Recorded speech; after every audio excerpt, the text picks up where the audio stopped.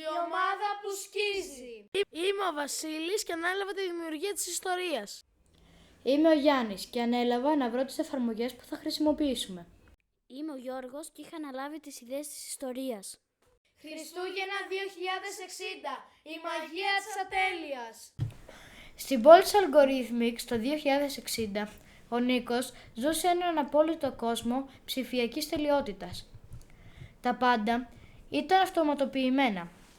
Από τα ολογραφικά στολίδια μέχρι τα ψηφιακά δώρα που έστελνε το ρομπότ του, ο Άλγκη, το ρομπότ της Αλγκορίθμιξ.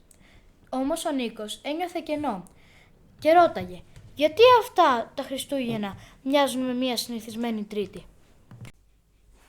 Ο Άλγη, αναγνωρίζοντας την έλλειψη συναισθηματικής αιχμής, παρέκαμψε το πρωτόκολλο και του έδειξε ένα βίντεο από το 2024. Μια οικογένεια μέσα στο αλεύρι να γελάει προσπαθώντας να φτιάξει μελομακάρονα.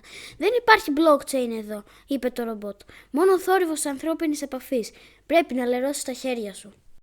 Απενεργοποιώντας τα έξυπνα συστήματα, οι δύο τους μπήκαν στην κουζίνα. Με τη βοήθεια του Άλγη, ο Νίκος αναπαρήγαγε μια παλιά συνταγή. Το σπίτι γέμισε με την πυρωδιά του μελιού και τη ζεστασιά ενός πραγματικού φούρνου.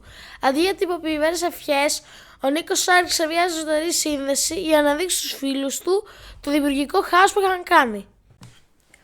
Εκείνο το βράδυ η μαγεία ξαναγεννήθηκε στην ποιότητα της στιγμής και όχι στην ταχύτητα της σύνδεσης.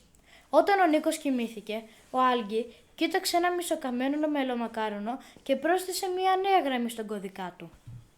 Η μαγεία είναι η ατέλεια που μοιράζεσαι με κάποιον άλλον. Καλά Χριστούγεννα! Algorithmics Greece!